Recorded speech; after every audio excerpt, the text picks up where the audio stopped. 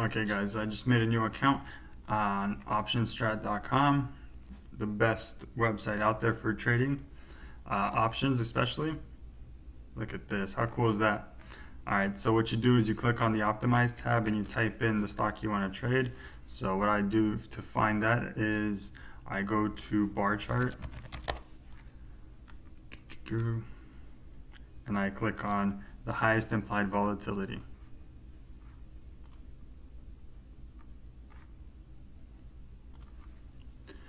So those are the stocks that are most volatile, and their options are going to have crazy high premiums.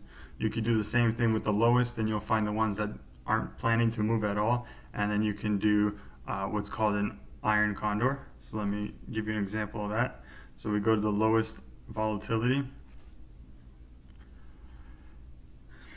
These are going to be more of the boomer stocks and not the meme stocks like GME, but over here, Johnson & Johnson, one of historically like the best stocks ever. So J&J, and then it gives you, if you're feeling bullish on it, you could even adjust the percentage or the budget of maybe you only want to spend like $100.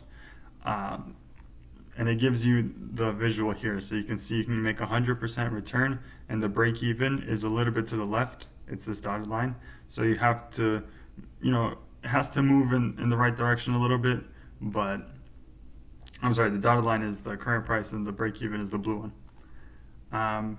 But you can get some really good returns. Like you can see, this is not a bad option play at all. However, we don't know if it's going to move up or down because it has very low volatility, so the chances of it actually moving all the way up to make max profit are not a lot. So you can make money by it moving up a little bit. You can make a lot more than the actual stock, but at the same time, if you know it's not going to go above a certain price, so just cap your gains and do a bear play on the other side. So to show you what I mean, you click on neutral and you can see like this one, the iron condor. If the dotted line is right here, so this is the current price. So if it moves up a little bit, you do make the money, but also if it moves down a little bit, you make the money. As long as it's not going to move up a whole lot, which we know this has the lowest volatility, so it should not move up that much. So let's open that in the visualizer, and this is going to find the best option play for you. So you see $55. What you want to click is just max risk. So you can see you're going to make a 29% return on your risk of $200. That just does the math for you real quick. And then you can see you start off with just a little bit, and then as time goes on throughout the week, you get more and more. And then in 1 week, you can get 29% as long as it doesn't go above 1 or 2% and doesn't go down 1 or 2% at the end of the week. So even if it goes down at a certain point and then comes back up at the end of the week, you're in the profit. Also, if you're in the profit at any point, you can just go ahead and sell it and take your loss at like 18 or 20% instead of waiting for the 30.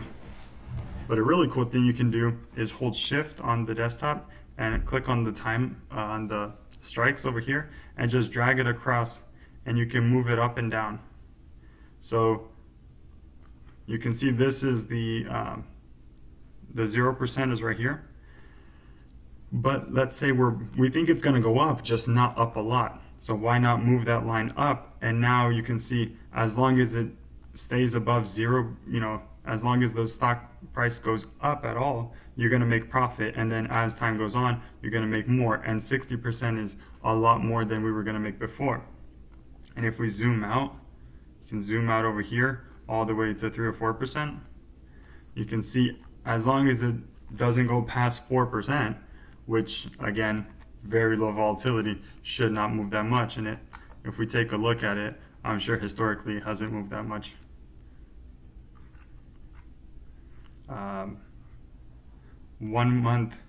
The 1 month high was only plus 52.